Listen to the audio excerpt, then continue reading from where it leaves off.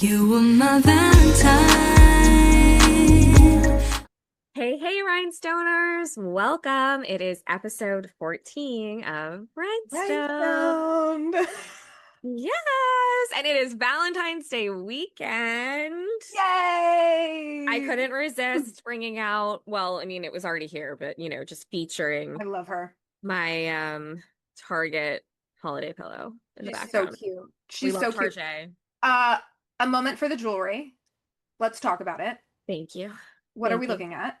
I'm just feeling like I will be honest. I think the real reason I love Valentine's Day, especially when it Hmm. falls on a weekend, is it is an excuse to just wear a lot of like red heart pieces that I otherwise would not wear. So like these earrings are my like I don't know why these to me are very Oh, like Alice in Wonderland. yes. Yes. And then So this much. necklace I feel like you would love. It has this little heart like on the end here, and then this slides. It's a little hand. Oh, I love it. So Oh, you very kind of Game of Thronesy kind of. Like yeah, right? Littlefinger. Like Yeah. adjust it. I So love it. yes, this will be. And then tomorrow, I'm like, we're going to see Wuthering Heights. Oh my God. Okay, we'll have stuff to talk about next week. So I have Yeah. another heart outfit for that, of course. Okay. Okay. Um, yeah, no, we will have to talk about it. I definitely will probably give you a text tomorrow after to let you know what the verdict is. I'm Is excited. there anything fun? Are they making it like a fun Valentine's screening, or is it just like you're going to I the don't think so. We are going to a movie theater that's more of like upscale, I guess you could say. So Okay, like we'll be able to like eat. I feel like I took either ones. Um, probably. We've been to so many places. um, yeah, so that'll be fun. And then I think heading out like for dinner and some other things after. But what about you? Oh. What are you doing this weekend? Well, back in November, I was lying in bed and I had a vision. The vision? I had a vision of myself Uh, at on Valentine's Day. And I thought to myself, let me see if they have any available reservations. Got the last one in November for 7 o'clock. that's amazing. I love. So, I will be enjoying delicious food with my husband. Oh, Um, are they doing like they're probably doing like a special prefix menu, right? and they called to like confirm. Yeah. Are you aware that you will be spending $585? No, I'm just kidding. Their phone call to confirm like is insane. So Rhinestoners, this is a place obviously here today, but I love it and I've been a few times. Didn't end up going for Christmas because I didn't come for Christmas, but I Mhm. had a reservation booked as well. It's insane, the voicemail they give you. I know. It's not like I will say in that sense, well, no, maybe I don't want to say anything negative about it because I love it too much. How I feel. Okay, I'm wait, here it is. oh, well, You're no. like, never mind. But yes, it is, it is yeah, it's a very friendly reminder. It is just, they don't want you to be surprised about that. So, no, I'm I get it. They excited. probably do have people. I'm sure that happens. Listen, and I know this from the Wayfair Tavern in San Francisco, okay? There would be a rare day where you would show up to a Wayfair Tavern and they'd be like, ooh, like, we ran out of the burger. And it's like, why am I here? That's the only thing I came here for. Totally. Like I came for steak frites or the burger. Like I don't, so there are those expectations, I think, when you go to a nice restaurant like that where you're coming for your one dish. That And is when the problem too with places like that. They're like no for Mhm. an item. Be very Okay, different. so we're doing that, and then mom and dad are gonna come over and watch the girlies. Nice. And that's it. I don't Are you know. gonna get dressed up? Definitely gonna get dressed up. Oh, You know what you're wearing already? I know what I'm wearing already. I got this dress, I think for the first time I was pregnant after we had a wedding to go to, and I had bought maybe like two dresses that I Yeah. hadn't, and honestly didn't even remember it. It's black, long sleeve, Yeah. little bit of a shoulder pad, not too much, Love a shoulder pad. kind of crossover blazer style, Oh, that's so short. cute. And then there's like a sash that ties on the side, and Yeah. the sash has like fringe, black fringe. Oh. I So love it's that. very like it's mom friendly because you know it, or any Rhinestoners who happen to be mommies, we know postpartum. I'm still in my first year of postpartum, so anything that kind of, you know, glides over the tummy is a really great option. So I'll be doing that. Totally. But I love Okay, it. you'll have to send me I pictures. sure will. That's exciting. Hawks is gonna be great. I'm really excited about it. Just to eat well for a day. You know what I mean? Because like, Their food is amazing. oh my God, when you have she's 9 months old, we are still so stuck in the just like ordering food because your day Yeah. gets so crazy once they're home. The last thing you want to do is like while they're there trying to make a big meal. So we're, Yeah. man, DoorDash loves us. And I'm ready for that to be over. Like I am ready to get out of that. You need to do a meal kit service like I me. think, and that I think that would be a great way to transition from so that the burden doesn't completely fall, the pendulum doesn't swing so far so immediately. I think that yeah, it's time for like a Yeah. HelloFresh for sure. Yeah, Mm. Rhinestoners, I sent around. I think a lot of people, well, there's been a lot of videos out there about dinner, but I sent one over yesterday. It just had me cracking up because I just think, yeah, figuring out what is for dinner is every woman's nightmare. Oh, right. The one about like, is this every day It's forever? every day and it's every single day. Man, if there was, I tell mom this all the time, if there was a lunch pill, there was a pill you could pop in your mouth and it gave you Be all like, the time. nutrients for lunch. That is the meal I would skip. I love breakfast and I love dinner, but like lunch is such a freaking chore. Anyway.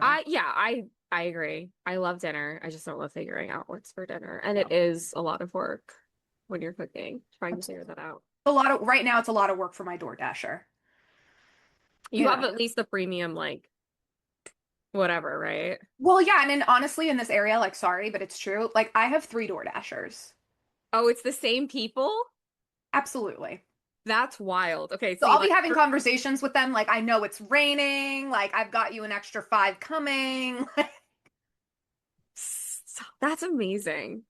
No, see, Like for us, it's like, well, actually, the other night, I think we had one that we'd had before, but I would say it's almost a different person every every time. Yeah. every Yeah. time.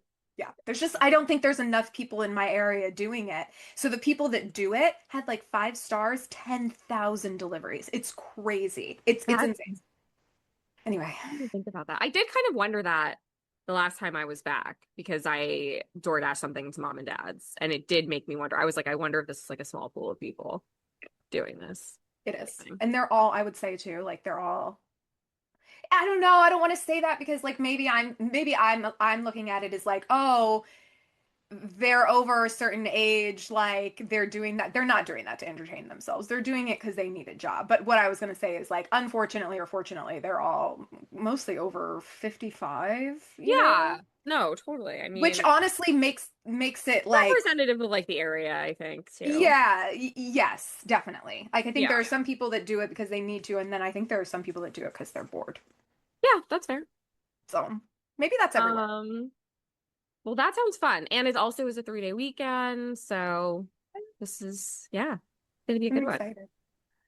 Well, this has been a sad week, I think, in Mm. terms of celebrity news, because I feel like it's really just been, you Well, it know, comes in threes.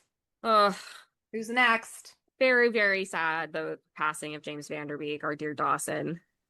I think it's like, What do you think? I think it's really sad anytime someone dies, anytime a celebrity dies. I think like with this, it is jarring because of his age, Yeah. you know? Yeah.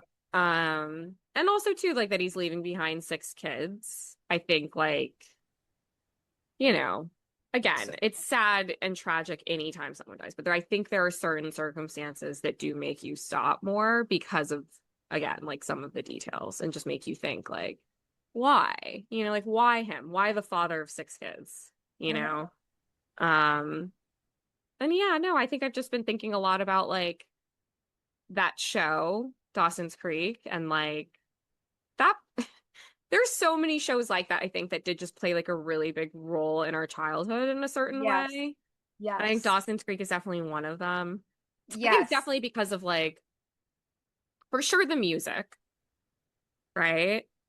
But I think it also was like, I don't know, I just wonder today, and like, you know, you're gonna get to see that be able to report back in 10 years, like what it is like at that stage. I wonder what that's like now, because I think for us, Dawson's Creek was like kind of this weird roadmap, right? Of like how you're supposed to handle boys and like boy girl dynamics and things like that. Absolutely. That's what I remember about it, Yeah. right? But it was also just like packaged up in this way that, you know, you and I were both smart, ambitious little girls, like seeing Joey and like, just getting an intelligent character, Mm-hmm. right? In Mm-hmm. the way that all of that was going to play out. Like, you know, yeah, Yeah. it's sad to think about. I think it was like it's definitely a seminal, television Oh show. my God. So, Also, okay, so I watch Euphoria, and I do think obviously there's going to be differences. We're talking about like a 20 plus year difference in when these things were filmed. But really when you rewatch Dawson's Creek, it is so dense with dialogue. I yeah, mean, and it's the same set mostly that you're yeah, looking at week to week, right? They're either in the hall or they're at Dawson's house or they're at the creek, you know. So, but when you're thinking of like Euphoria, I mean, like people's heads are getting blown off. You know what I'm saying? yeah. Like there's just a lot going on. And I think that that was the thing both about Dawson's Creek and I think another favorite of ours would be Gilmore Girls, Oh, where for sure. you're just listening to two people banter back and forth, right? You're just listening to Dawson and Joey have these really intense conversations. And yeah, I think that there's something beautiful about that particular kind of storytelling that I do think is a bit lost and that I am nostalgic for. And even when I Yeah, think it about took things I've wit. loved, Yeah, that's the consistency, you yeah, know. yeah. I know. I totally agree with you. It required a certain level, I think, of like focus, Hmm. intelligence to a certain extent, understanding of wit and banter, like in order to move Yes. the storylines. An appreciation for that, right? I think that Yeah. that's sometimes why, like, I don't know if you feel this way. Sorry not to get away from James Van Der Beek, but like, No. that's why I think, though I love Friends for what it is and like appreciate that, that is why I've never been like a Friends head, like nostalgic for that show, because that show is to some degree, I wouldn't say slapstick, but Yeah. all of the jokes are right there. They are no, you're See, not I love stretching. Friends. I love Friends for that reason. I feel like I it's love like I do feel like there is wit in some of like I mean Oh Chandler's no, jokes there's wit, are funny. But no, I hear you. you know. Friends for me, like it's interesting, kind of to this point. I do really like Friends, but it didn't have like a lasting impact in my life in There any you way, go. right? It's more of a happy memory. I remember watching it with mom and dad, Same. Same. right? And I remember it just being like a family show Yes. where we Yes. could just where all of us would be laughing, you Yes. know? But I Yes. think like Dawson's Creek, and again, and I think that's why in this moment there is such, sadness and, again, so much of the sort of media this week in terms of like celebrities has been consumed by this story. Because I think it represented that for a lot of people, right? And I think like of course we know too people are going back and rediscovering things all the time. So I'm sure there has been, new fans of the series that have popped up like in recent years and people that, yeah, have gotten to enjoy it well after the fact. But yeah, I think there's also a bunch of us like ourselves who were watching it as it was airing, and I think to think like, at least in my head, it's not like I was tracking any of their ages, right? But I think probably you too had this sense of like, okay, they're like slightly older than us, Right. right? So it's Right. just it is crazy to think about him being gone like before even hitting 50 years old. I um know. I Listen, I'll say this. I have, I don't want to speak too much on it because I'm not coming from a place of being like totally knowledgeable on it, but I do think there was a little bit of, okay, I'll say this. I feel like if we clip this and put it on TikTok, we're going to get commenters that are going to say stuff like this. So I have to just address if it is an elephant in the room. That I have heard a little bit around the James Van Der Beek stuff that maybe he was into alternative medicine. Yeah. Maybe he wasn't totally treating this thing in a way that typically would give you the best Yes. prognosis for beating it. I think there was also, some GoFundMes that were made, and I think there's some questions around that. But, I just want to say, like, this is the type of stuff in celebrity where I don't know. We don't know enough right now to speak on that. I'm not clear that just because someone might have been pursuing alternative medicine, that means that they absolutely were not pursuing any sort of anything else. We don't know that for sure. And I think really just to put a bow on it, someone that was a gifted artist who also was kind of coming back in the last like 10 years, had started to get some roles on some notable shows and did some fun cameos too. So it's just I think he had more in him, and I think it's just a sad day when anyone, Yeah. who gives us good art passes. It's the same Yeah. thing um we felt about O'Hara, Yeah. right? So, we said that last week. So anyway. Yeah. No.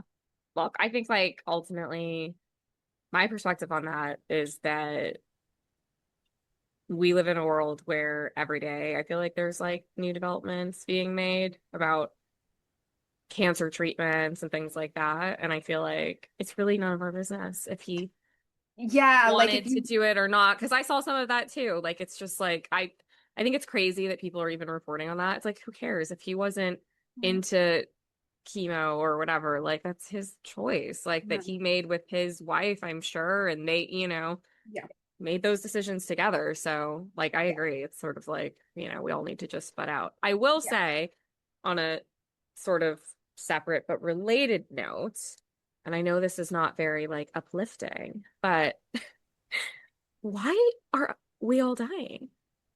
Oh, no. What the fuck? Because outside What's of going on just with colorectal cancer? this is like a I am seeing so much on social lately about people our age with cancer. It's like, what is going on? I think there's something bigger going on.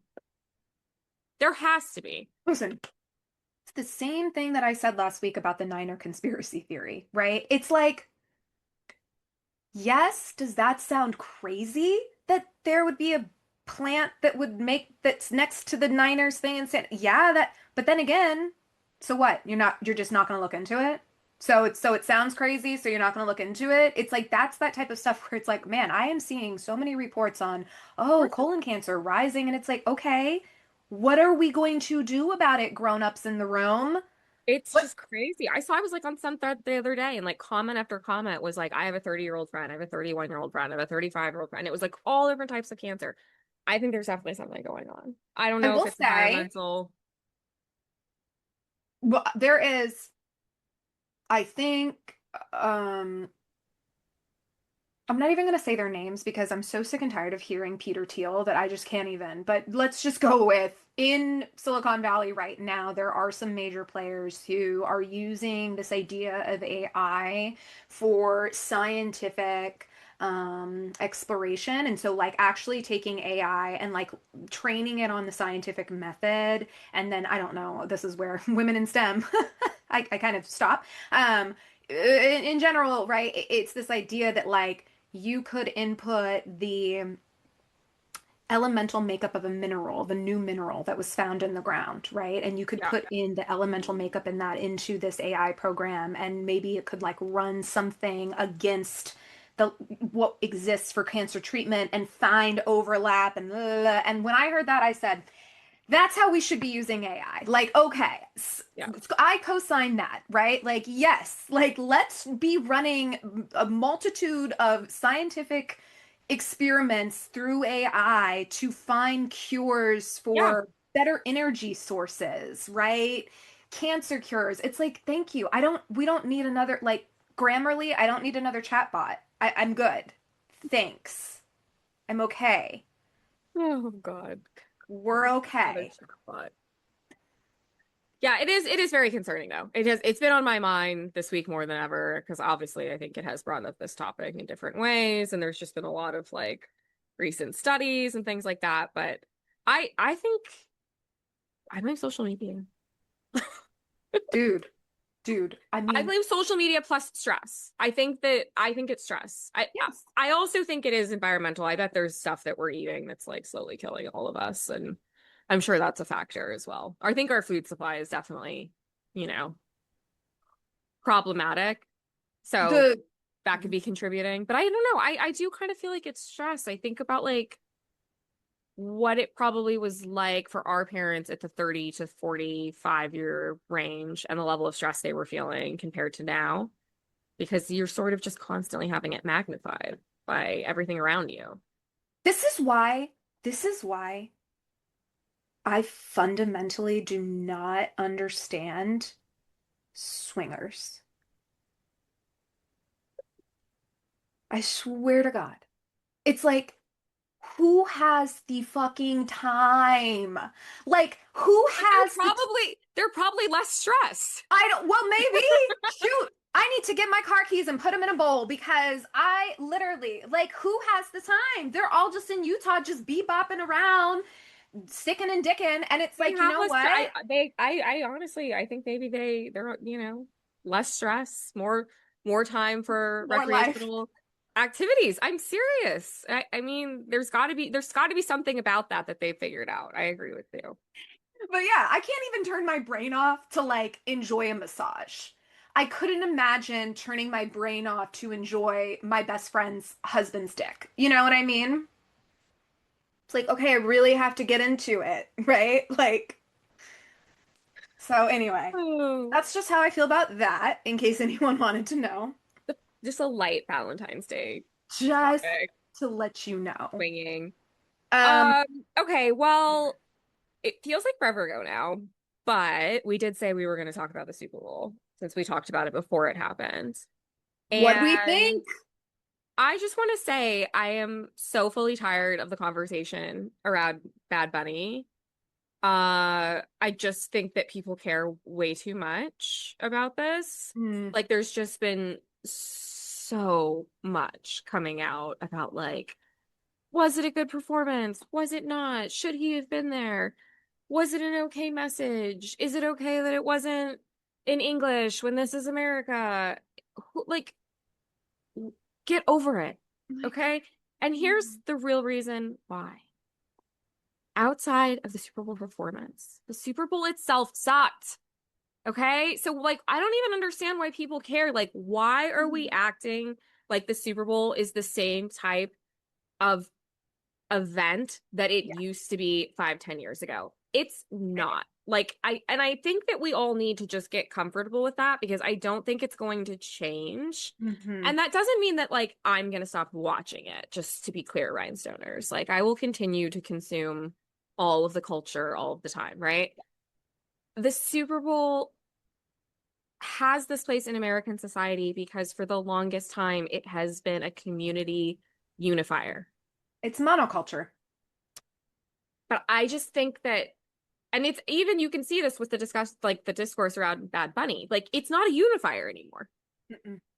It's not unifying. It's actually creating separation because we got Mhm. this weird alternate thing that I don't even want to speak about, like happening at the same time as like, we've lost the plot, people. Mhm. Yeah. Yeah. So I think that's the other reason I just find like that's the thing we're all talking about, I think, because people don't want to say the other thing, which is just like it was a boring game. Um, News as a, fest all around. as a marketer, like watching all of these AI generated commercials was very depressing. I think I missed some of them because like when you mentioned the page thing, I definitely had not seen that. So I don't know if I just was like in the Wasn't kitchen great. or something. To be honest, the only one I liked was the Lay's potato chips one. Did you see that? Remind? It was like a father-daughter where he was like turning the farm over Yes. to her, I think. I think it was a farm. Yeah. Um, I thought that was sweet. I thought Yeah. that was That like, was and I sweet. liked that it was like a father passing it on to a daughter versus a Yes and no. son. Like, I thought that was very, think you Yes. can, yeah, there was definitely some tearing up at that. Yeah. Um, but it was boring overall. So I think we focused in on Bad Bunny, and just to go back to like kind of what we said last week, and I have heard some people questioning the line. Bethany. I think, and I think, you know, if I know people are not all paying it this deep of attention, but I think she did post something and then take it down.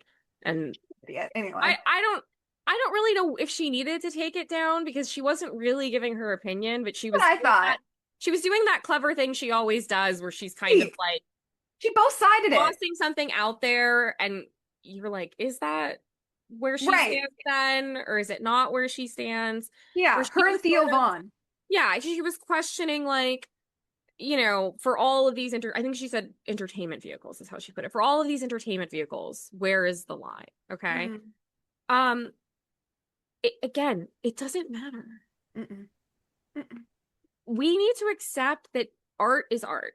And unless you want to make it not art anymore, you can't really prescribe what it's going to look like. Oh, yeah. Then crosses the line into art. Yeah. That is then branding. That's marketing. Those are the things that we are manufacturing with an intent behind it, which is to sell you something or make you believe something. And this is why words matter. But a Super Bowl performance, unless I could stand corrected, but last time I checked, it is supposed to just be a piece of art. They're inviting someone onto a platform to perform. I don't think there's very many guardrails placed on these people outside of please don't curse or reveal yourself like Janet Jackson. And that's it. And have fun. Okay. And what we saw was a piece of art. That was Bad Bunny's interpretation of how he wanted to show himself, his music, his art in a 15-minute period. I personally enjoyed it. Was it my favorite Super Bowl performance of all time? No. Have they been in the last few years? No. So it is what it is, people. I'll say this. This is how I felt about Rihanna.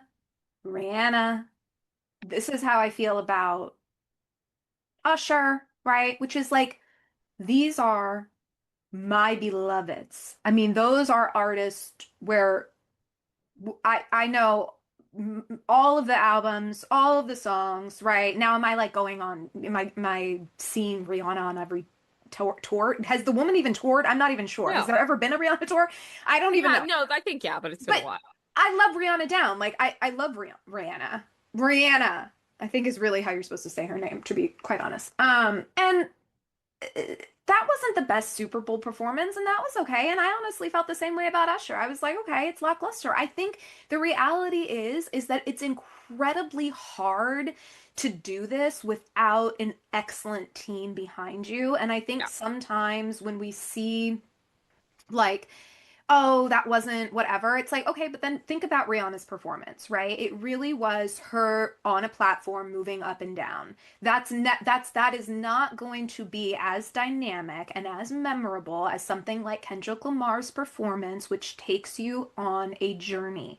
To your point about it being art, that was art on screen. He had a lot of clearance, it seems, to do exactly what he wanted to do in that moment, and he did it, right? And because of that, it is something that's memorable, and I do think that's the same thing that Bad Bunny did. At the end of the day, he made it look like it or not, Puerto Rico. I mean, we were there. We were immersed in his world, and we're selling diamonds. We're, you know what I mean? We're giving Grammys away to our former self. Like it was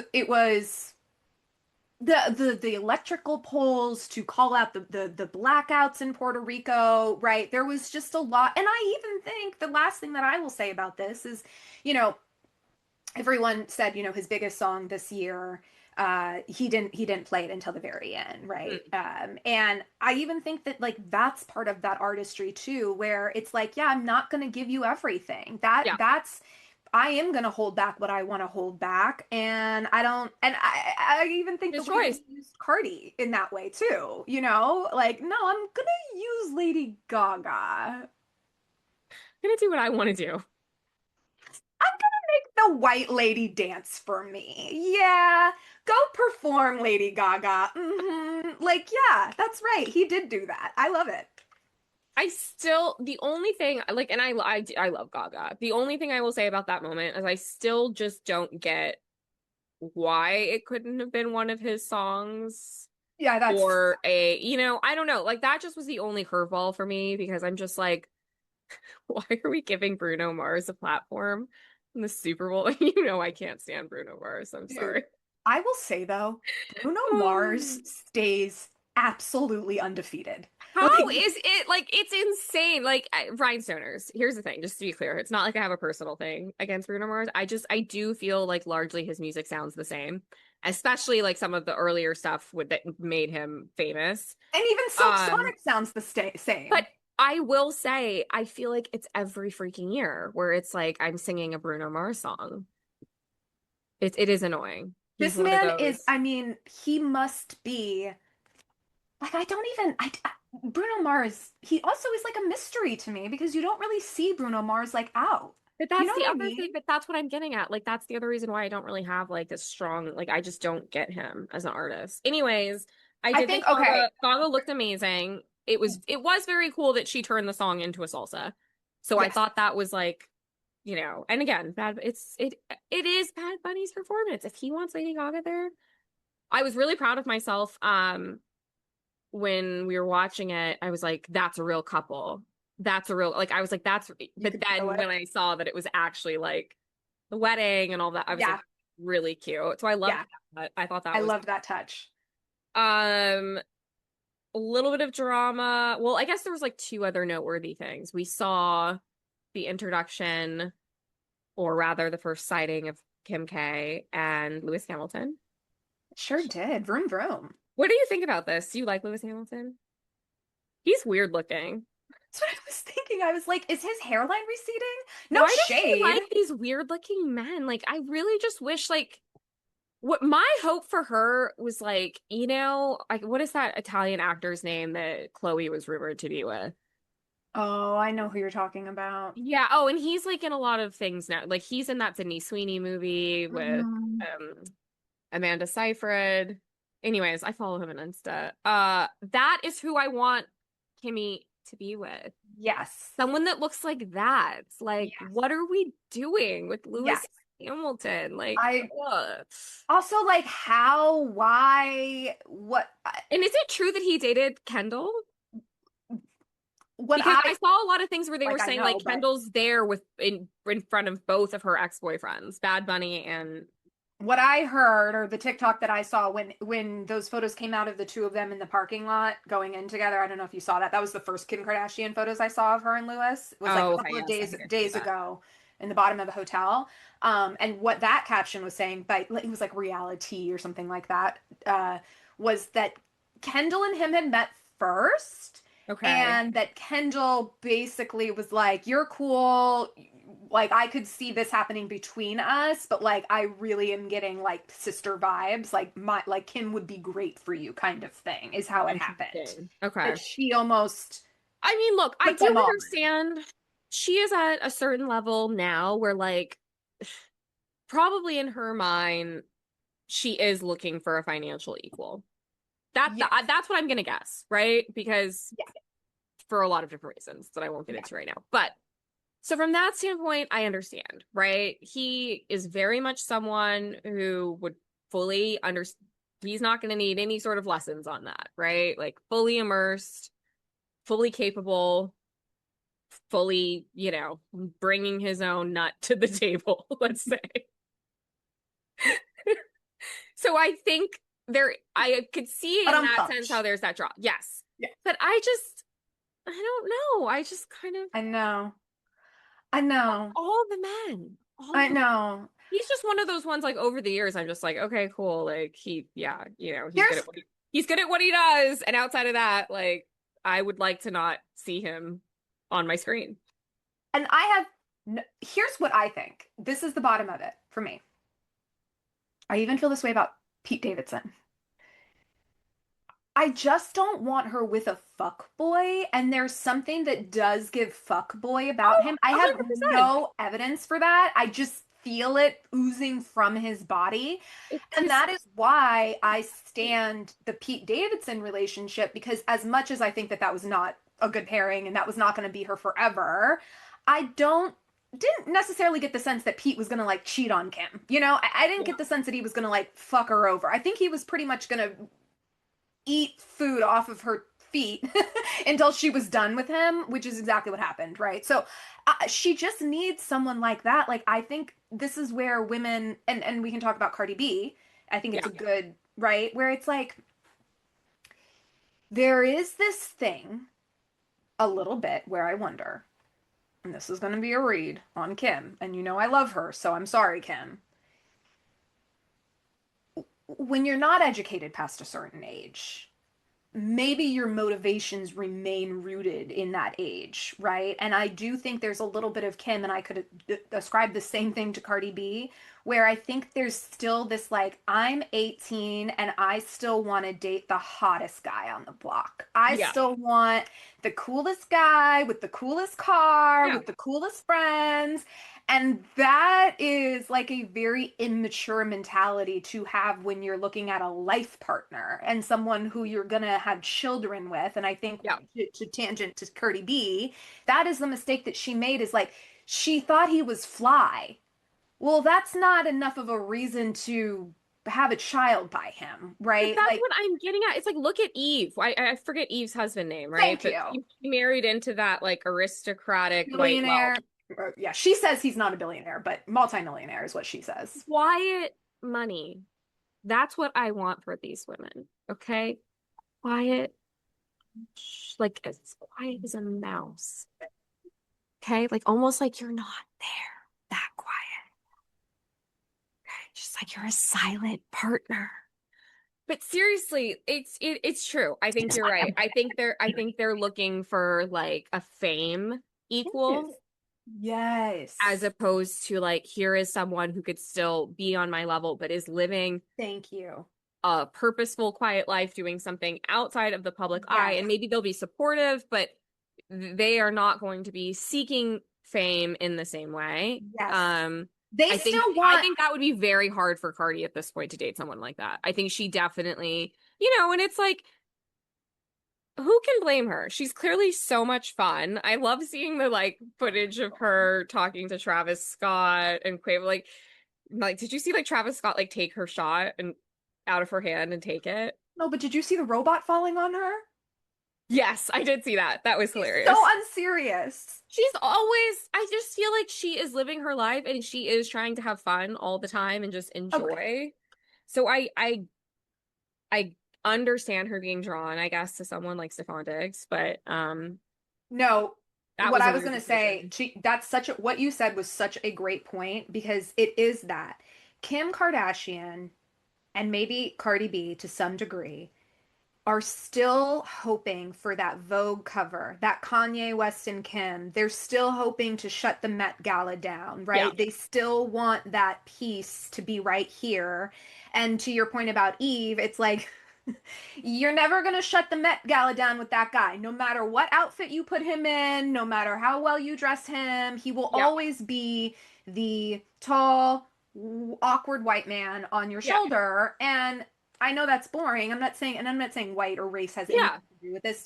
To be quite honest with you, I think that Kim Kardashian should have just stayed with Reggie Bush. I Well, I actually think would have you been make a much great happier. point in that I think there is an element with both of them where it is about getting back at their ex. It, and that's the high school. Yeah, I That's the think high you're school. because look, think about it this way. Offset did Cardi so wrong. Uh-huh. That is all going to settle financially the way it's going to settle, and she can't really do much about that. I think for her, this was a little bit of like, look who I'm with. Mm. And I think to your point, it's very similar with Kim. Like, she has to top in some way in her mind Kylie what Jenner and Kanye represents, even though Kanye is crazy, or that's what people think right now. Like, he's still Kanye West, right? He still is like a figure on the culture. So I think for her, she's like, okay, I have to have somebody that is making just as big as an impact in their Yes. lane, Yes. whatever Yes. that might be. Yes. And this is where I think a lot of I'll say this. I'll give you two examples of where this mentality will get you into hot water. Blake Lively and Kristen Dak Shepard. Oh my goodness, why am I spacing on her name? Kristen Bell. Kristen Bell. Same thing. They think that the men that they are with are these taste makers, these cultural influencers. And listen, to some degree, it might not clock between you and I, but yeah, the Dax Shepard Armchair Expert podcast is very, year after year, it does continue to be a very popular and influential podcast. So you can't, Yeah. like, that is true, right? But like, they're blinded by that. And it creates a situation where it's like you don't even see, you're in the monkey pit. Yeah. When you're living in the monkey pit, you can't smell the poo poo anymore. You know, you have no idea that you're stinky. So that's my 2 cents. Oh man. Well, I do feel bad for Cardi, but she does it to herself. I listen. I think that, and we said this last week because I think for some reason, oh, that's right, I had brought up Cardi in saying that my prediction would be that she would be on the stage at the Super Bowl. She was. Thank you very much. I was right. Maybe she wasn't performing, but she was there. Yes, she was. Along with Um, Jessica Alba, who and didn't seem Alex to Earl. know that she was supposed to be there. Jessica Alba, by the way, like what is she eating babies? What is she like siphoning the blood from infants, She's aging peptiding. backwards? She's peptiding, probably. I'm sick. I'm sick over it. She looks 20. I said, "What is this?" She does look really good. That is like I pray. Well, maybe I don't. I'm just kidding. I pray. I pray my husband never is in a situation where he can speak to Jessica Alba. Oh yeah, that's the Oh whole my thing. God, two boyfriends in my life, both my husband and a previous boyfriend, that has been their holy grail of woman, Jessica Alba. Is that Really? weird? It is because I don't I think she looks good, but I don't think she's that attractive I think it's anymore. like the baby face, like pouty lip quality to her. Yeah, I think she was prettier though when she was younger. Yes, like when she was all like, oh no, Yeah, everything I was don't all like, know. She doesn't do it for me. I'm trying to think like, yeah. yeah, I looked it up. I was trying to, I still don't exactly, maybe by now I was supposed to know what the connection was. I actually still don't know. Do you know what the Jessica Alba? Because the only thing that I could think of was I Googled her and it does look like maybe both of her parents were immigrants. And so I was thinking like, okay, maybe there's a red Well, thread I between saw like, something funny about it where they were like, it's weird that she's up there considering like her nickname in Hollywood is like Jessica, not Latina Alba or hey, something. I was thinking, right? I don't But they know. were saying because of like earlier in her career, she kept trying to like push that off, Right, because she didn't want to be associated in that way. pigeonholed, right? Like, Yeah, um, very interesting. Oh, not that also we, not to go back to this, but also like this, I did want to say one other thing on this because mm, I do, I mean, again, in my mind, she can do no wrong. She always looks amazing. But what was Kim wearing? Like, what was that look? I don't know. It's Kim, but this is the thing about Kim is that, Sometimes I just wish, like, in those settings, like, and I don't know if it was about, like, trying to display wealth or whatever, like, because again, like, to be clear, she's had some outfits recently that I've, like, loved, you know? But those are the moments where I wish she would just take a page from Kendall I know. Wear a and tank top. just wear something like you are stunning. You could still do the hair if you really have to do the hair, although the hair was giving like rich mob wife, you know, like just go simple. You have this amazing body that you've half worked for and half paid for. Like just give us a black turtleneck tee, like something like I just would love to, especially like with her being on a date. Like it just would have been cool to see like Yes. not that. I Yes. don't know what that was. I love Kylie Jenner, like when she was going to the Knicks games. I love her little outfits, right? And this is what I Yeah. think Kim should wear. It's like low-rise jeans that Yeah. are boot cut, so kind of like Yeah. a flare to them, Yeah. heels on like a boot heel, and then the top is it's cropped. Obviously, there's tummy, and but it's just like a really tight black Skims t-shirt, right? And Yeah. so when she walks in, it's just all like hair, Yeah. body. She looks so effortless. I would like to see Kim embrace. I think this is where Courtney I love Courtney and what she's doing with embracing the aging gracefully. But I Hmm. do wonder sometimes, and I have not to like talk too much about this because we really don't know what's going on between Courtney and Travis, nor do we really care. But Oh, I I just have, saw like I think it was definitely fake, but I just saw something the other day that was like they're done. they're done. Yeah. Yeah. I do think there's something about the way that she dresses lately where I'm like, I love that Pam Anderson doesn't, we don't have to be dressing for the patriarchy, but like there, talk about a line. I think there's a line between that and like depression core. And I think Courtney is starting to go into a little bit like, do those clothes smell, Courtney? I don't think she's happy. I don't think Are she we dressed. washing her clothes? I completely agree with that take. I I don't think know. you're right.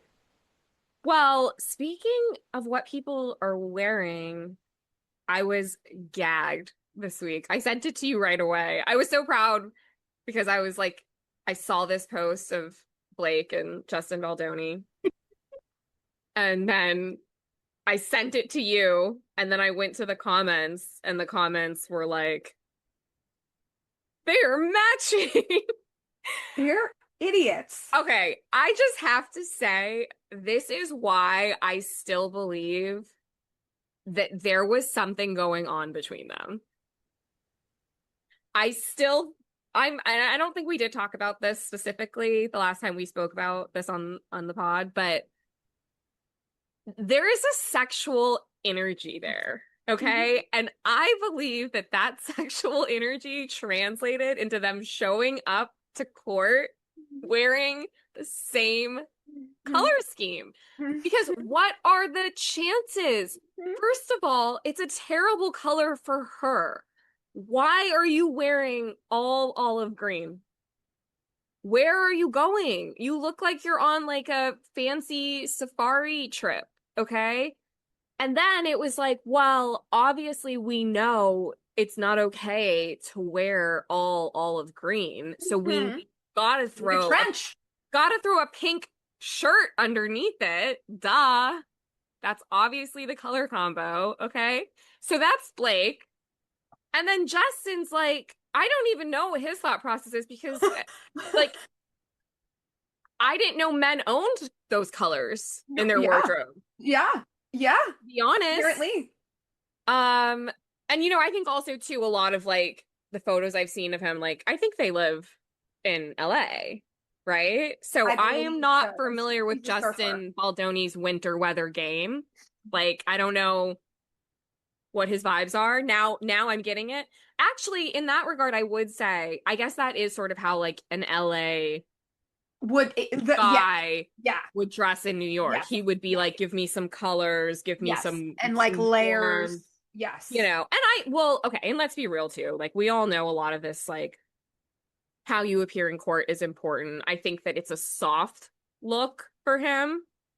I think it was intentional, is my point, right? Oh, Like you're 100%. basically being accused of being this sort of predator or whatever. I think showing up wearing pink, or his was more of like, let's say a pinky beige, right?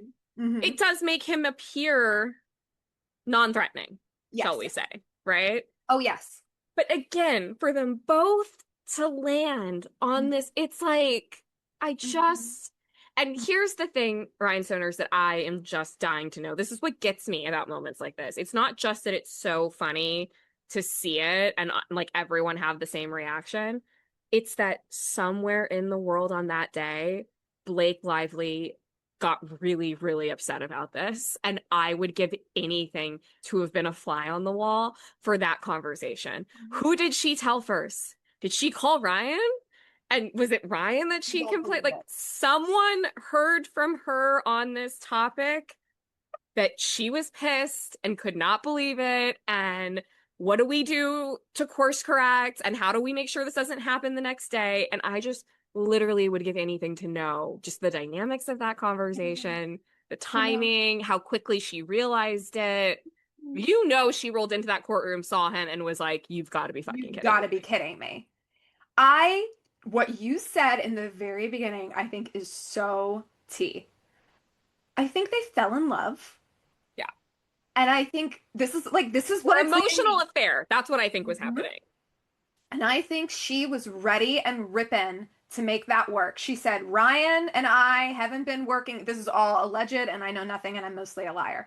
I think that she was like, I'd been done with this guy anyway. I'm ready to up and leave. Let's out of here. And then he said, oh, no, I do see you as someone who, like, if my wife never existed, yeah, like you are my type. Like, I think on his Yeah. side, that probably did happen where he was like, oh shit, like, We've you heard are the voice everything. notes. There's warmth there. There is. There's connection there. There's an affinity, right? But he probably clocked himself and thought, I have two options here.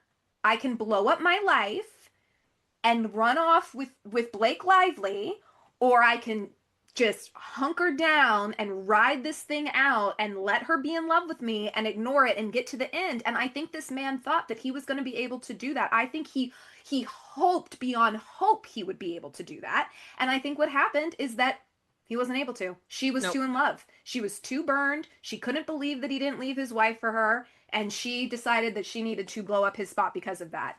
That's There why is I no also think a hell lot like of the this circumstances before. of the case like don't make sense. I think there's voice notes and I think there's communication that we are not seeing and that we'll probably never see. I think there's Yeah. like the communication trails before the communication And I trails. think there's the reality of, like, not to be graphic, but probably just like, I will say this, Justin Baldoni is an actor. He's kissed many women on screen. I'm sure he has not had sexual chemistry with every single woman that he has kissed on screen. And maybe all it was when he kissed Blake Lively, there was real sexual chemistry. They both felt something, okay? That is literally, Again, listen to the voice notes. that's If Brad Pitt and my Angelina Jolie. boss was sending me voice notes that sound like the ones that he was sending her, You're like so beautiful in this shot. it's just let's yeah. So anyways, that was hysterical. I actually haven't caught up on like what actually has been happening in court other No, than it's so them convoluted. being twinsies. Yeah, I don't know if I even care to. I I just don't love know either. Yeah. I love the fallout, but I don't at this point, God bless. Yeah. Well, Fallout. That's a we're just like on fire with our segues today.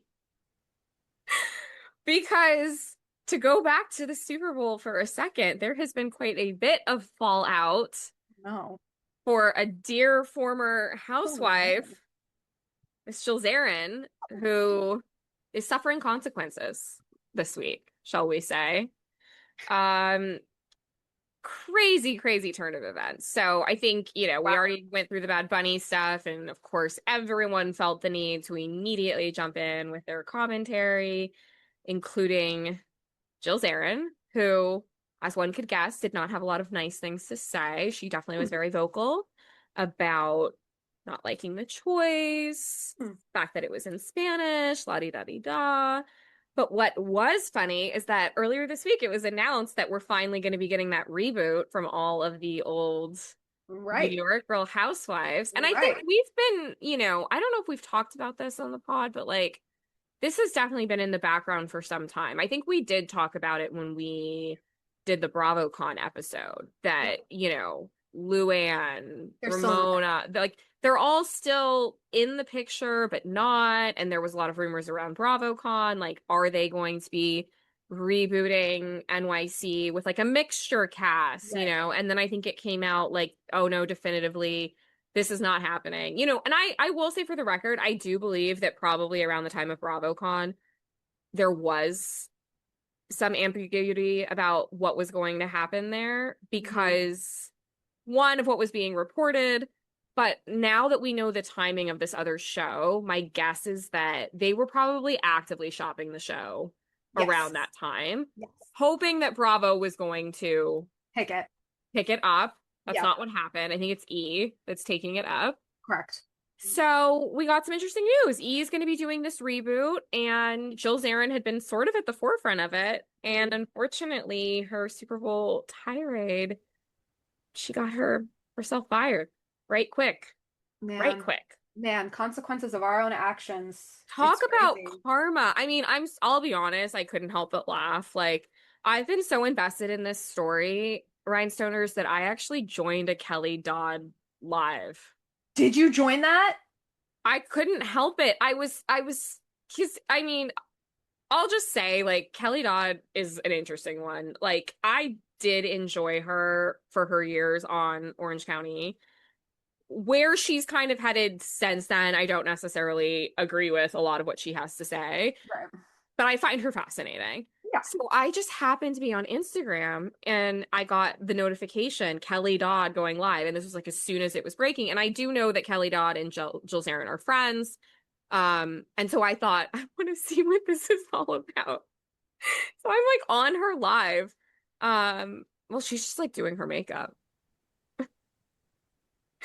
and talking about it. And there was like some conversation. So I guess, I think there was some speculation about that Jill might have been drunk when she did this video. Okay. According to Kelly Dodd, she does not drink. So Kelly did not believe that. Okay. She said Jill is just not a drinker. Okay. But doesn't I mean, that just yeah, I make don't it- remember her being a doesn't that drinker. just make it worse? Right, you're completely okay. So I she's did completely this sound of mind. stone cold sober. Okay. So yeah, great. I just, You were completely lucid, and this is how I talking feel. shit. I love it. But I guess so. The question is, do you think she deserved to be fired? Yeah, I do, and I do think, yeah, I do. No hesitation. Yeah. Out. Yeah, and this is why probably Bravo didn't pick it up because I can't say this for all of the women, but I can say this pretty confidently when it comes to Ramona as well. I do think Yeah. listen, you can't deny that there is a level of elitism, privilege, and then probably racism, and I Yeah. think that those things bear ugly fruit when you water them. And I think we need to stop watering these women. I think honestly, stop giving them this platform. What would have been so interesting to me is like, I'm going to give Bravo, because I know, Andy, you're listening. So I'm going to give you this one for free. Okay. What would be more interesting is like, get Carol, see how many people Carol still knows in the JFK world. What about that guy, that Schlossberg guy who's about to run for something, right? Who just got endorsed by Nancy Pelosi, I think. Okay. Let's get cameras up on that. We have that new FX show that actually just I do kind of want to watch that. I'm hearing good things. I wasn't gonna watch it because I think it is so invasive and they were such private 100%. people that it feels kind of dirty a little bit that this is like, but I keep hearing it's so good. Like, some of the scenes I've seen look really good. What is it called? It's called JFK. I mean, we're talking about JFK Jr. Well, I don't think that's ever going to happen though, because I think, didn't they say that Carol showed up in some of the Epstein files? Oh, I don't know. John F. Kennedy Jr. and Carolyn Bessette, FX The Love Story. That's what it's called. It's called Love Story. I didn't know that. I didn't know that she did. Not Carolyn, Carol Radswell, who you're talking about, that she showed some of. She was good friends with them. Wasn't she friends with Elaine? It's come out. Do you remember on the show that a huge plot point between, maybe it wasn't Bethany and Carol, or maybe it was Ramona and Carol, where she was like, no, I did not have a ghostwriter write my book. I wrote my book. I'm a journalist. Well, I think the latest documents that tie Ghislaine to Carol is her hooking her up with a ghostwriter. Yeah. Yeah. So it's like, Carol, not only are you in these files, but now these files have that's why you're not going to see lights up on that. I think that I think that she knows she has to toe a line at this point between not being too public. You know what? I think it was and again, I'm sorry that I don't have you got to understand, you guys, so much information. We got to hit it off the hip, or we wouldn't even be able to put this thing together. So follow along. Everyone should go read the news. Okay. But, another woman from, I believe, like the New York Post, an editor or someone with a pretty high title there, stepped down because she too is in these Epstein files. So I do think, just to touch on that quickly, I know that there is a general frustration around we're not seeing, empires fall right now. Yeah. But there is still a hope and checks and balancings are still checks and balancing right now. Okay. The the wheels of justice have always been slow, and they're not going to speed up now in the most convoluted case to ever hit the press, right? They are going to continue to be slow. But to your point, and I think just to go back to this whole thing about the New York Housewives, it is time now to say nostalgia and relevancy are two different things. And just because we're Well, nostalgic for something does not yeah. mean that it's relevant anymore. I think to your point too, the thing that people discount, Bravo has all kinds of data. Such a fair, Let's let's just be real. such a fair point. Think about it. And it's not just like the data of like the current moment. They have Who's watching what? data that they can compare. So I believe they have insight into how these women are viewed. Like, and you're right too, just about like I think they're all risks in certain ways because of this exact moment. Like Jill couldn't even get started before she, did something to get fired. So I do think that's probably the biggest thing is they're just like Bravo's like, no, like why would we re-engage with these problematic figures? But I do think it's also probably backed by data where they know like the thing that we have to remember is a handful of these ladies have still had a platform on Bravo via the ultimate trip things. Correct. I don't watch Correct. those, but No. so, they're still getting some attention, some work from Bravo. So that means they have data on that. That's working to some degree. You don't think that Bravo knows, like, okay, who's the highest perceived housewife on this trip, that trip, this trip? That is factoring into the decisions that they're making. And so, I don't know, like, obviously we will be watching and reviewing when their show eventually does launch on E because we can't help it. I wanted to say But one last thing about this. I just don't think it's going to be the banger that No. they think it's going to be, and that's why they're on E. Okay, this is my last thing just to say about like all of the housewives in general. I think another thing, and I feel this way because you and I we're not in reality television world, but we've worked with producers. We know what it's like to shoot stuff. Yeah. You've been on photo shoots. I've been on many photo shoots in my life, in the service of branding and marketing projects. And what I think is also true about all of these series is that there are just real people behind the scenes making these things happen. Sometimes it's really fun to see like Amanda Batula's TikToks because she'll show you the same cameraman that has been the cameraman for Summer House for like same production teams. Same production team. And I think that sometimes like we saw it with the reboot of New York Housewives. That didn't work. That means that everyone that worked on New York Housewives, and it is different production teams based on what it is now out of a job. They're not making money anymore. Now, maybe some of them have been placed on Southern Charm and maybe some of them are doing different things. But I think sometimes when we hear this, why are we trying to reboot the same things? Like, why is the cast of Real Housewives of Beverly Hills not changing? And it's because a little bit what these people would have to do is risk starting all over again, that failing, and them no longer having a job. And I think even even if you're just thinking about Andy, like Andy doesn't want Bravo to go away. If he continues to make miscalculations, and I do say Andy because I think he has more of an influence than maybe sometimes he wants us to think he does. Of course. And people, I will say, the only other thing I will say is that I am heavily on TikTok, and it does feel a little bit, especially with like Southern Charm and the whole Craig thing. I think the shine of Bravo is starting to wear a little bit, where people are kind of like, how do we move forward? And this is such a great example. I think that that's also like inevitable though, right? Like it actually, if you think about it, is quite amazing that it's managed to stay relevant as long as it has, truthfully, right?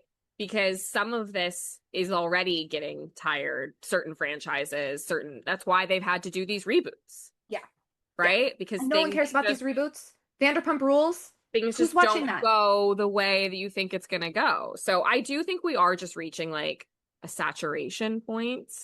And I think that to your point, if we are feeling saturated by the more successful Bravo franchises, then we're definitely not looking to go back in time and watch a bunch of 60 plus women, former New Yorkers living in Florida. Like, we're good. I think we're good. I also like, and this truly will be the last thing I say. I also do think the wealth disparity thing, it's wearing so thin. I think we as a capitalistic society have gotten so much joy of the lifestyles of the rich and famous. We've been doing it forever. There is a voyeurism that we enjoy of like, oh my God, look at these people, look at how they're spending their money, look at, and now in this economy and where we are politically, I think people are just like, I hate this. I am Well, because so it's further out of reach. I agree with so you. far out of reach. When things are doing like when people can get jobs and they feel like, they Thank have a you. little money to take their family on vacation or whatever, it is more enjoyable to watch these shows because then they can almost be a roadmap for you, right? It's like, okay, you're having a good year, and then you watch Real Housewives of New Jersey, and they're in, where do they like to go in the Caribbean all the time? Is it Bermuda? Jersey Housewives have like one of those Caribbean countries that they They absolutely do. love. They do. You It's like see how that, yeah. you see that, and you're like, that's it. That's where we'll take the family vacation. And you I can could get a actually share afford house. to go there and be in the places that they're in. But I do agree with you. I think it's landing differently right now because of sort of the vibe of things. It has a sting to it. That is why I am also not interested in watching Summer House right now because I won't be at the Hamptons this summer. That's what I mean. That's not going to happen, but No. I saw something that I already like before even seeing this second episode believed to be true. I saw someone purport that they think that Kyle and Amanda were split up as early as last June Hmm. and that they agreed to just let it play out Uh-huh. this season. Hmm. I am buying this, Me too. and here's why. The way that they are being with each other now, it's very interesting what's happening, right? Like, and I think if you take this theory into account, it sort of explains what we're seeing on camera. Hmm. Let's just say this is true. Why it makes sense. Amanda is sort of like chilled out to a certain extent, right? The way someone would be if they already knew the conclusion, Hmm. but they're doing what you both agreed. Let it play out. Okay, cool. I'm just gonna show up and just be myself, and I'm just gonna be present and just move, and I'll talk to these people and I'll try and have a good time because I already know this is over, right? Her posture makes a lot of sense. Kyle's also makes a lot of sense in that he's overproducing their breakup. He says, "Oh, I'm gonna He's like, win." oh, okay, we're gonna let it play out. So I get to script how our divorce happens now since we already have agreed to separate prior to Right. filming. I'm gonna make you look terrible. I am gonna tell everyone that you're addicted to weed and that you're a slob of a woman, even though you're the hottest one on the cast. Like, I mean, outside of Sierra. Like, I'm like, okay, Kyle, okay, I see your game. I 100% believe this because it just doesn't read natural if this is really just us, getting a peek into the demise of their relationship. This is not what it feels like. And we also know that via the watching Paige and Craig. That was watching a breakup deteriorate in real time. Raw Okay, emotion. that's what it looks like. Craig Yes. had no idea what was even going on. Paige is And already grieving. was like already talked through it. That to me was like a breakup happening in real time. What's happening now is like you two already talked about this. Yes. And I don't care. I'm not invested in watching it because that just feels so very apparent to me. I agree with you. I have no notes. When you sent me that TikTok of those two ladies discussing this, I completely agreed with their take, and I agree with what you're saying as well. And I also think like with that being said, what's also evident is like, but then there was no script. To your point, they went hands in on but they did That's not right. go hands in on. A plan, an actual plan. How are we going to actually navigate this I thing? think after June, when they broke up, probably. So say it was June. I'm sure then it was she moved out, and Yeah. I'm sure communication was cut by 75%, which is why everyone said at BravoCon in October they weren't talking to each other, because by that point it was probably like, oh my God, I haven't really seen this person. Like, Yeah. I don't even know how to be around this person because I haven't seen them in 4 months, you know? So it's no mystery to me why that was awkward. I completely agree with everything that you're saying. This was a, listen, there's a way to do this. If they wanted to be a united front, I actually think that there was a way to do that, especially given everything we discussed last week about the fact that they both have some ownership over this brand together. Like, there was a better way. And here's another thing that I would say to my biggest read out of what I heard this week.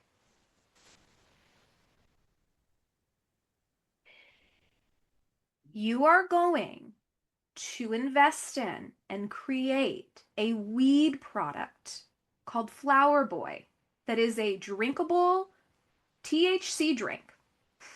You're going to market that with your wife. And then 6 months later, go on camera and say that smoking weed is bad? Like, what is the marketing behind any of these decisions? You have a weed product.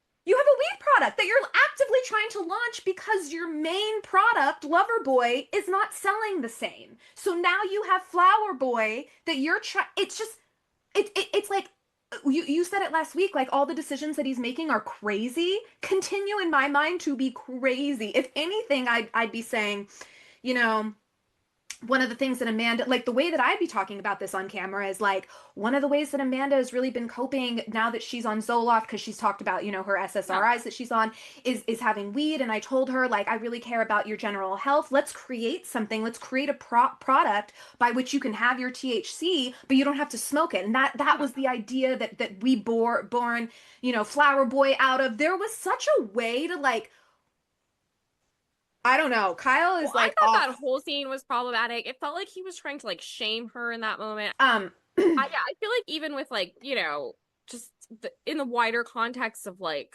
you know, Carl, like to me, it just felt like him being very aware of how that was going to land, you know, like he's basically, yeah, he's implying that, you know, she's a drug addict or something. It's like, it just is weird because it's like, which is again, more proof of why I think they're already split up, because it's like, if they're not, you're talking about your wife that way.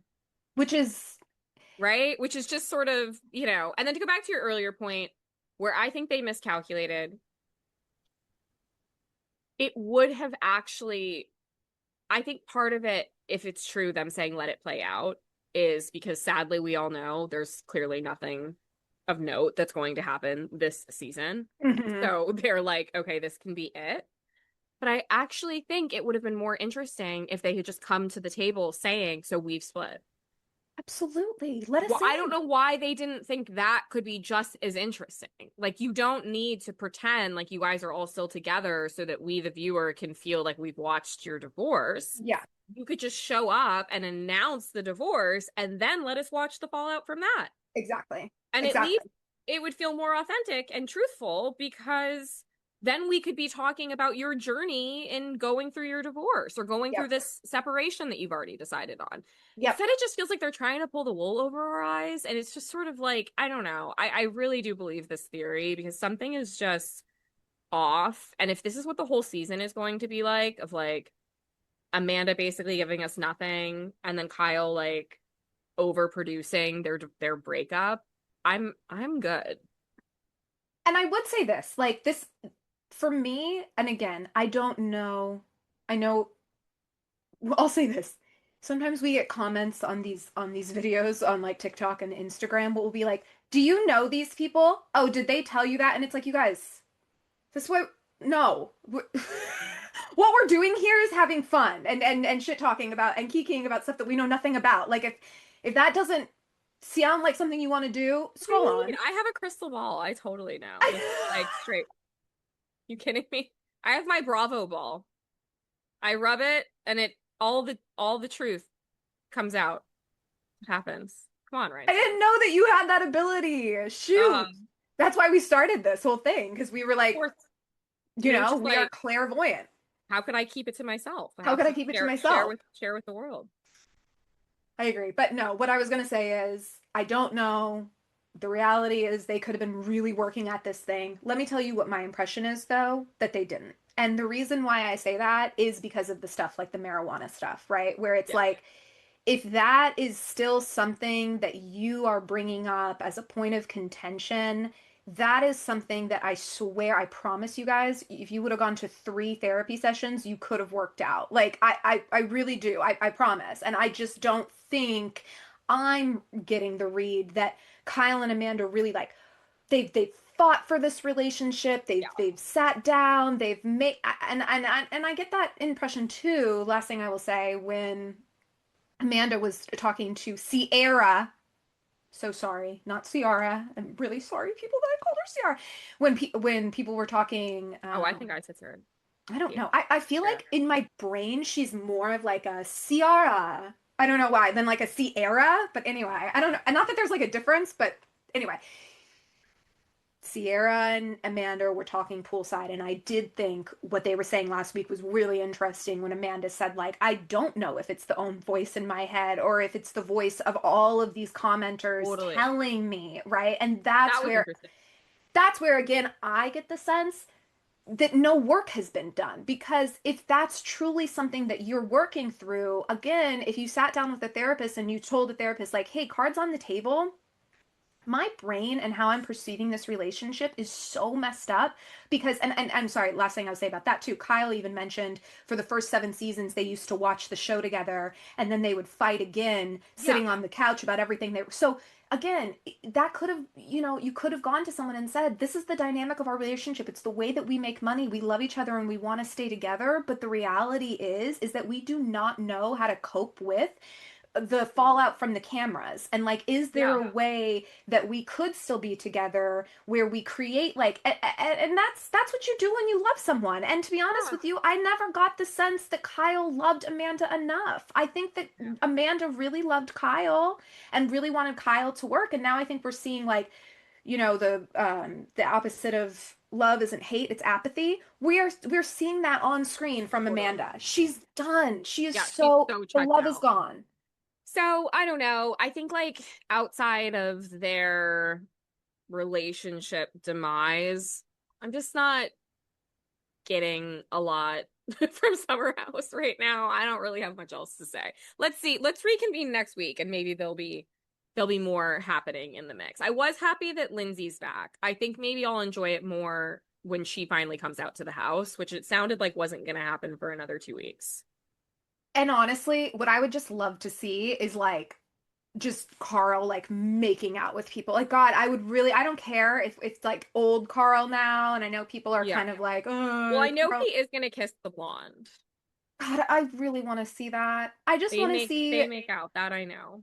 I just want to and on a another note, I would say with Carl, if you follow him on TikTok and kind of see what he's doing, he ran, I believe he ran the New York Marathon. I think he talks about it in his show. Carl, by the way, no one cares that you're running, but he started a run club in Brooklyn, and I think this week just had one of his first meetings at his soft bar. And so I would just say, like, this is what we talk about every single week about Bravo, Yeah. right? It's like that is a very risky thing. Who knows if that's going to work, right? But I do just have to always give credit to people who are thinking 10 steps ahead Yeah.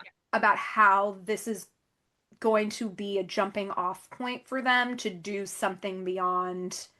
The show for sure. Some of them get that better than others, absolutely. I would even say like Tamra Judge and Mellencamp. Like there have been so many housewives who have been like, we're going to start a podcast. Those two started a podcast and they podcast. I mean, they are consistently ranked pretty high, Yeah. and that's what it is. It's just about the consistency of it. So I don't know. I love little Carl. I wish we would see more of him in his relationships. Love Lindsay. Loves Lindsay's new hair. Kind of want to cut my hair like that. Yeah, her hair We'll does see. look really cute. I like it. You always think it looks so good on other people and hate it on yourself. That's how I feel, at least. That's fair. I also felt pretty lukewarm about Southern Charm this week, if I'm being honest. Like, even now I'm trying to think about what happened, and all I can think about is Austin's like whining, and the whole like him not wanting to share about Audrey was so like What was that? I think the thing that I've realized annoys me the most about Austin is he does behave the way a girl would behave. Like that is such classic girl behavior to be like, I'm not going to tell anybody that I like, something you would do with like another girlfriend of like, oh, you're pissed at her, so you're withholding the fact that, and even when Shep was like, oh, I guess we'll just be the type of friends then that don't share like everything with each other. I was like, you guys sound like chicks right now. I know. That sounds like a conversation that two women would have, right? That like, it's just weird. Like I don't get it. Like I it's almost like I think Austin's posture was sort of like I'm frustrated with Craig and Shep for a lot of different reasons, and like they don't deserve to have this update, right? But it just makes you seem weird. Like you broke up with your girlfriend, just let people know and move on, especially because everyone has been invested in it. Everyone has had to be a witness to it, right? Everyone is party to the fact that you've been like, stringing this woman along. So just like rip off the Band-Aid. It makes He was honestly, and holding like it over as if it's like prized information. Like, haha, Shep, you're not good enough to know that I broke up with my girlfriend. It's not you getting engaged. It's not good news that you're holding back. That's what made it weird. Okay. It's like, it's a different thing if you're like in a bad place with a friend. So you're like, I'm not going to share this amazing life development because they don't deserve to be part of my happiness. Still petty AF, but I would understand it more. To not want to share bad news is like so weird. so bizarre. And I don't want to go here because I just don't feel like it's fair to anyone. So I'll talk about it in like a really roundabout way. I just do wonder if if there's something like deeper going on with Austin. Like, Shep, to me, I have never questioned Shep's affinity for women. Maybe he doesn't respect women. Obviously, he doesn't respect women, but I think that Shep very much loves women. Like, Yeah, agreed. I Craig Are you saying that it's that Strap is straight and we are uncertain about Austin? I just think that there is a world that Maybe, certain men live in. maybe he's bi and that's why he's struggling. There you go, right? Where the reality is that there is no other option than to be straight. And I do think that that's a world that probably Austin is squarely in, where it's like his mother, his father, the tragedy that they've been through in their life, right? They don't need a gay son. Like that could be something that he's thinking, right? It's like, to your point, I've never really gotten a vibe from Austin where it's like, yeah, like, or you ooh, just feel like, oh wow, he really he's wants her, revved up. or like, yes, exactly. Not to be Never. gross, but it's true that we have had to bear witness on this show to a lot of moments where these guys are being horn dogs. Let's just say, Like right? like Thomas Ravenel for the first 3 seasons was 100%. practically Even and foaming Fred at the too. mouth. I can't think of any of those moments with Austin. Like it's just, I don't know. I agree with you. I think And there's he's something very weird emotional there. about the Craig thing. And I think that sometimes like I'll say this, there was in Southern Hospitality, I don't know any of those people's names and I'm so sorry, but there was a storyline last year in Southern Hospitality where there was this he was an out gay man working at Leva's restaurant, and then his best friend Joe, maybe I do know their names, who also worked there, is an incredibly straight man dating, one of the. Isn't the guy's name Chris? I thought it was Chris. Is it? Maybe, I may be not. But the storyline was basically that, Oh, look. say his name is Chris, and the other one's name is Chris too. Okay, so Chris 1, gay Chris 1, right, felt last year that they shared some intimate moments off screen that led him to believe that Chris 2, straight man, PJ. So PJ, not Chris. There PJ, we go. PJ. The PJ just TJ. Yes, okay, now that you say TJ with his little hot dog stand. TJ, Joe Bradley. Joe Bradley, the hot dog stand. Okay, so TJ, Joe, TJ had felt that they had shared some intimate moments off camera, some Fascinating cuddling, thing from last season. Yeah.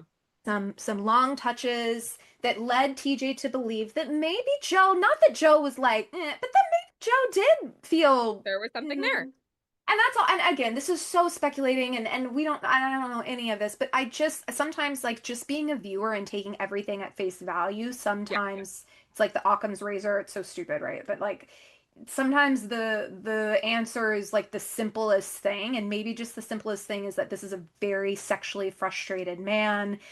He feels his only option is to be this player. That doesn't feel Right. Either. right either.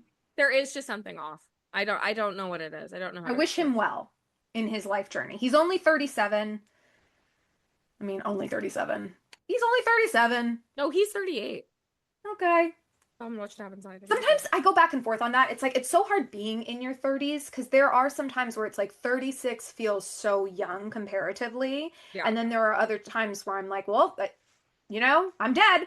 So it's weird. It's a such a when you're 25, everything is just so much clearer that you are young, Yeah. So yeah, and I feel that way about Austin. Like in different contexts, I almost feel like, okay, well, he is still young. Yeah. But then something happens where I'm like, oh, he's not that young. I don't know, it's hard. Mm. That I'm over. I think like I can't even I just want to gloss over Vanita. Her continuing to leave in all of these, it's not doing her. I don't get it. I think Vanita is there just to make Sally occasionally look good. Because those are the only times that Sally looks good is when she's fighting with Vanita. Because Sally keeps her composure. Yeah. Vanita Yeah. storms off. She Yeah. continues to keep her composure after Vanita storming off. She says Yeah. rational things after the fact. Like it's Vanita's starting to feel like a prop now as far like I can't get into the psychology with her of like why she's behaving this way and she's making it a lot worse and she's making it look like she's the guilty party, which to a certain extent she is. I do think that that is one thing that has been sort of interesting as we've unpacked it is like Vanita was definitely in the wrong for coming over and gossiping about Molly. Like she did start this to an like that is kind of what happened, she did pit them against each other. And I think that that's, Well, also, okay. unsavory. And like with Vanita, okay, here's what I will say. We have just met Charlie. Charlie has been on our screens for an hour total, right, with all the screen time that she has. And yet, we've met her sister, met her sister's husband, met the kids, we've met the mom via phone call. That's one thing that I'm like question mark. Like I hear a lot of commentary, a lot around Vanita is like, well, she's the only person of color. How could you imagine being the only person of color on this cast? Got it. Great. I haven't seen her mom until last episode. I do feel like has there never been an opportunity for Vanita to bring on her friends that might be more indicative of her own culture, right? Like is Well, Bravo was, barring her from that? That is what I'm saying, though, is so weird. When Vanita first joined the show, we were seeing a lot of her life. She had a boyfriend at one point. She Right. had other friends. Like, I don't, that's what I'm getting at. Like, there's just something so off about either what's making it to camera, Yes. right? I think that's the other thing. It's very It could be possible edited that out. he was like filming a lot of stuff and it's now, I mean, we know that to be true, right? Like they film a lot of different things. And then as the storylines start to emerge, that can change the editing and that can change the direction of future episodes, right? So I do think like my guess is that maybe Vanita was given the same amount of time, a fresh slate like everyone else. This whole Sally thing emerged and they've just leaned into the guys this season because that's where more of the drama seems to be. But it's just like, it's very bizarre. And then I think what's making it even harder is like, then you juxtapose that with her relationship with Madison and it's like weird. It's like her and Madison are fine And they're and supposedly close best friends. and everything's cool there, but then, it's just I don't know what's going on with the ladies of Southern Charm right now. I guess I thought that too because it okay, what made me think that, honestly, I'm so sorry, was Real Housewives of Beverly Hills. Because Yes. I was thinking, Summer, what are you doing here? And it's like, yeah, that's the thing. Like, it's either two things.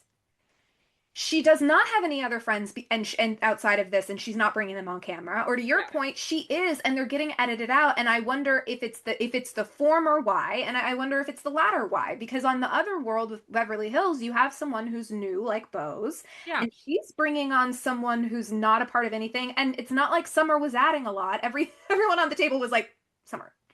You know what I mean? So, but she was still able to bring a friend, and that didn't get edited out. So that is my thing with Venita, where I'm like, question mark. I don't know. Not much more to Yeah. say than just like continue to Yeah. be mystified. Well, thankfully this week was for me saved by Beverly Hills, which I am happy that we seem to be, We're cooking with oil a little bit. we're finally we're getting there. Yeah.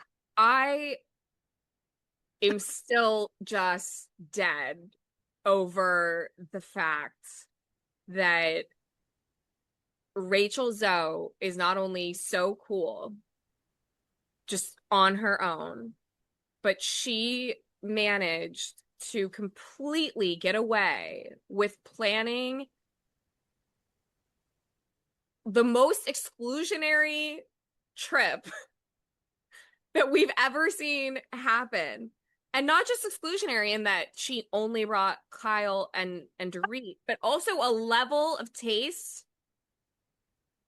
and just, I don't want to say luxury because I don't necessarily got the vibe. It wasn't like, oh, it's like luxurious, but like on other franchises, that trip, just the mere existence of it would have been 2 episodes worth of controversy. And I think it says so much about Rachel Zoe and her position in this social group that she just gets away with it. Oh yeah.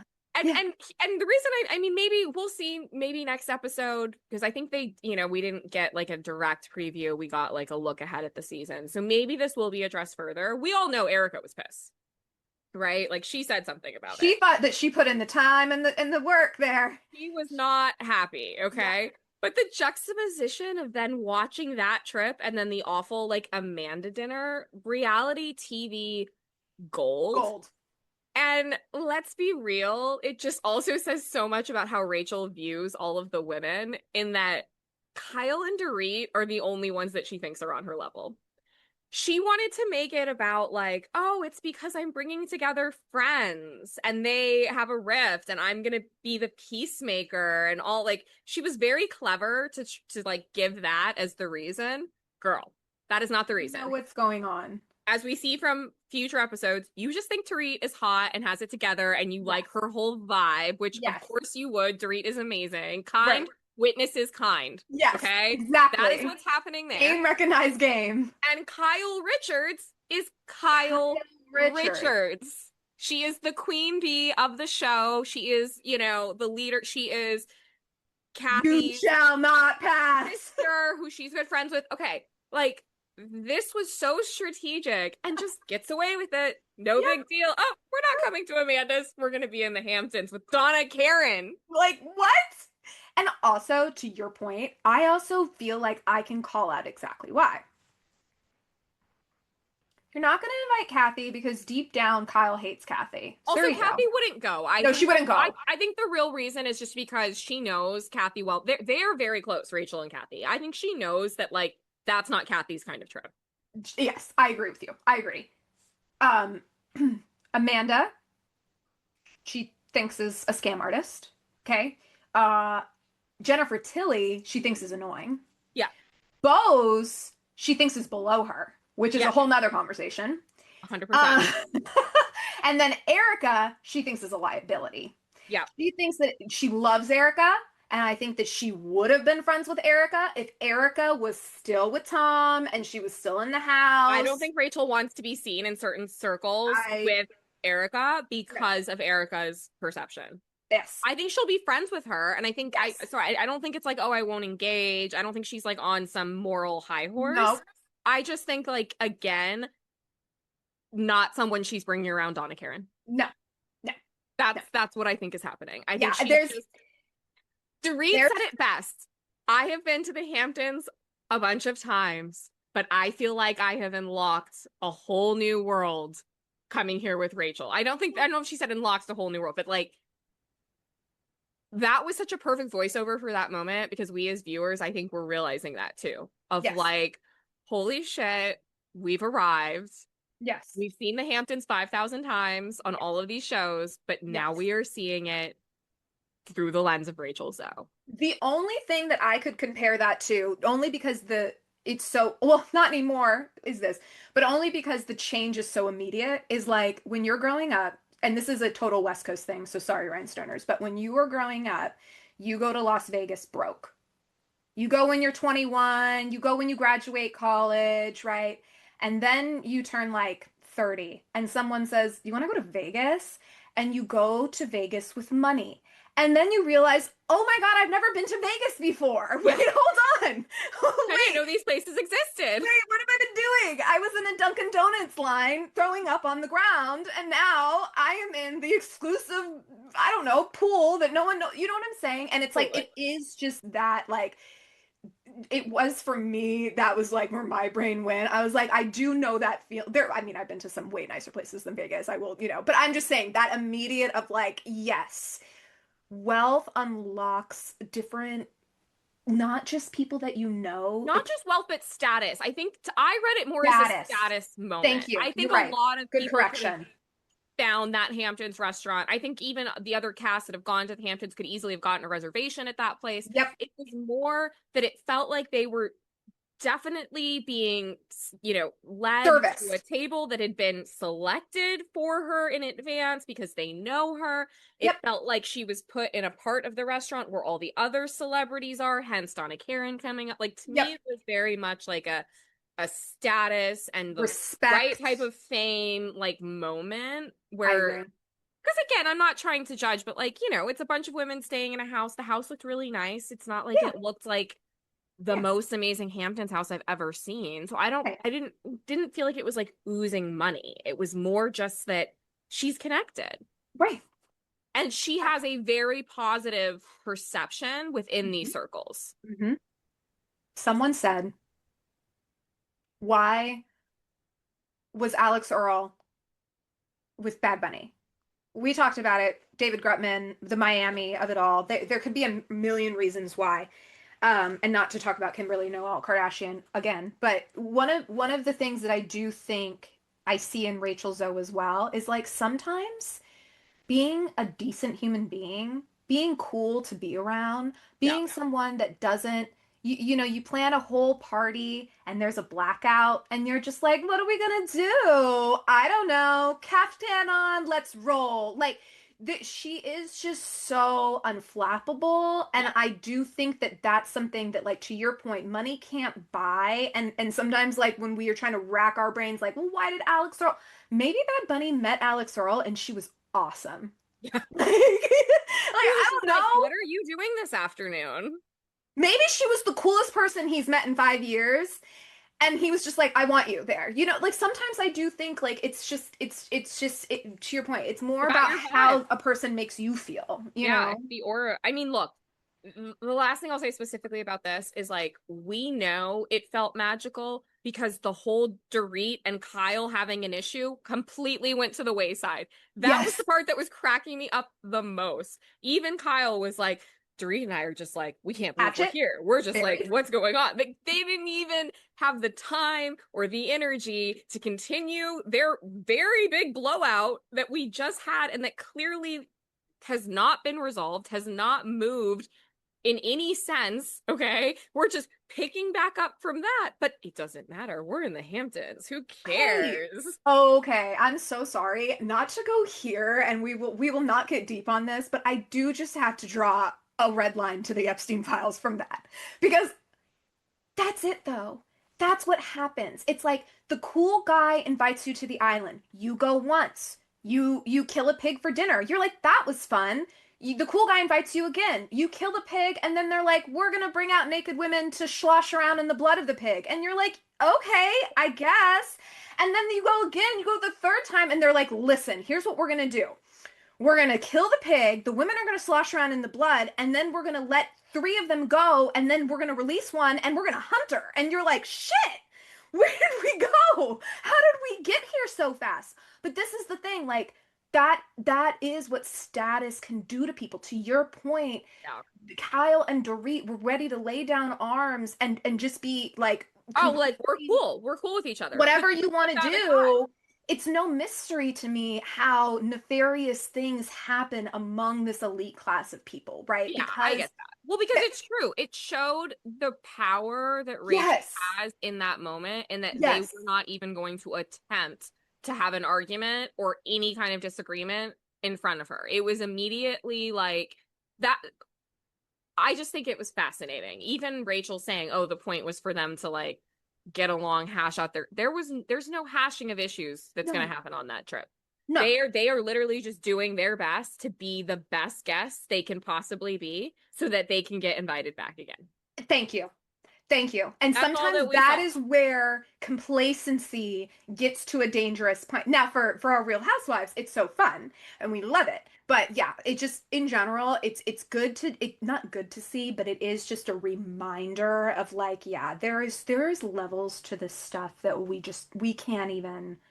It almost goes back to what we were just saying about like Cardi B and Stefon and all that. It's like there is a reason why. There it like not that someone came to Kim and was like, "Do you want to date this guy?" But my brain does go to sometimes that like maybe there is just stuff happening at this level that we couldn't even, Like conceive of. Yeah. I mean, you I wouldn't know. be surprised. I'm sure there's a lot of like networking and Mm. I don't know. I mean, it's just I actually think them in the Hamptons, the three of them could be a whole show. Add in I think I could watch that probably. add in shopping and add in what are you guys doing when you're not doing this? And we Yeah. have a show. Yeah, I think We so. have a show. You It could made it focus on very, Kyle planning the wedding. yeah, that's That's all we three need. episodes. I would watch that. It did make it very painful, I think, for the other ladies. That dinner was like Oh my it's like you God. were watching the B team. Uh, That's what I think was so interesting. It just separated them all in a way that was very like, you stay here, you two come with me to and the jet. Let's and go. Amanda's a weirdo. I don't know. She's a weirdo. She has a very weird, I'll say, Weird perspectives, weird takes, weird stunted, outlook on like how all of this is supposed to work. Uh, very adolescent for her even just the age. whole like, don't call me a wimp in my own home. Like Sutton was being so, that's like the nicest you're a wimp I've ever heard. And she is a wimp. The way she delivered it was not like, look, of course, no one wants to be called a wimp, but the way Sutton delivered that could not have been kinder. Okay. She was kind of laughing. She was like, it was more in that, like, come on, Amanda. It wasn't like she was saying it like you're a bitch, you know? Absolutely. Yeah. So I felt like even her reaction to that was just so bizarre. I don't know. I'm very excited for the rest of the season. I thought that the previews for what's ahead, things are going to get interesting. I'll be curious to see if I remain on Dorit's side during all of it. We'll see. I think I probably will. Spoiler alert, because I'll always be on Dorit's side. But I'm excited. Like I'm excited for this Italy trip coming up. And just to kind of like some of the Erica and Dorit going at each other, I don't Mhm. really understand what that's going to be about. So I'm curious like to see how that all is going to unfold. But we're finally, like you said, we're cooking finally with Beverly Hills, I think. We're And ready. I just want to put a prediction out here now. Dorit, give her 6 months. I think she is going to pick up herself a nice little man.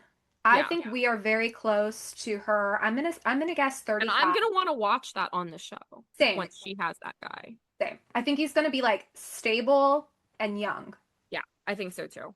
I think she's going to And have a better picker than some of these other mhm. ladies do, for sure. Because there's a lot to Dorit. Like I will say, one of the things that men value deeply is loyalty. Yeah. And I do think Dorit, not only is she like beautiful and worldly, right? But I also think like, yeah, She'll ride for you because she rode for PK. She never Yeah, let that veil drop until he dropped her. for her own So detriment. she's a ride or die. Yeah, no, it's true. I do think she deserves to find somebody that's gonna like treat her the way Kyle will too. Kyle she will too. I'm not Kyle worried. just has to let go of Maurizio. Kyle needs to let go of Mauricio and she'll find someone that will make her. Now, I don't think that Kyle will go younger. I think Kyle will be with like an older, more established man. I think so Um, too. I could see that. but Okay. yeah, these women, I will say this, looking at Kris Jenner, they could be doing a lot more intervention. Obviously, Dorit is filled to the brim too, but Dorit is still, you can still see age on Dorit, right? Like you can still see an Yeah. aging woman in front of you. It's not, she doesn't come season to season with a completely new face, No, I like don't think so. I think she's Brandy definitely Glanville, right? evol Like, yeah, evolving I in the do most look at natural her. way possible for being a Beverly Hills house. I was Right. dead with that last clip where Rachel was like, "Can I say something? She looks really hot." That's what I'm saying. It's like she does. Like, I mean, Like it's she not as is if a she's gorgeous mad. woman. You can't deny her. You can't deny it. All You right. really can't. Well, anyways, I hope we get a little bit more of this Hamptons next week, but I'm guessing Same. maybe not since it was just a weekend trip. But right now Beverly Hills is definitely my shining light. Yeah, And same. otherwise, kind of eh. Yeah. That's how I feel. Eh. Yeah. We'll Yeah. see. Bravo. We'll see. Well, Rhinestoners, that is another episode. We hope everyone has a great Valentine's Day weekend. Happy Valentine's Get Day. out, wear red, pink hearts, do something romantic, even if you're solo. Yes. Galentine's. Yes. And if you made it to the very end, find us on TikTok, follow us, and leave us some comments on our Yes, clips. we love They'll be chatting out with later you all, tonight. especially about the Bravo stuff. Same. All I right, love you, sissy. sissy. See you next Have week. such a good Valentine's Love you Day. too. You too. Bye. Bye.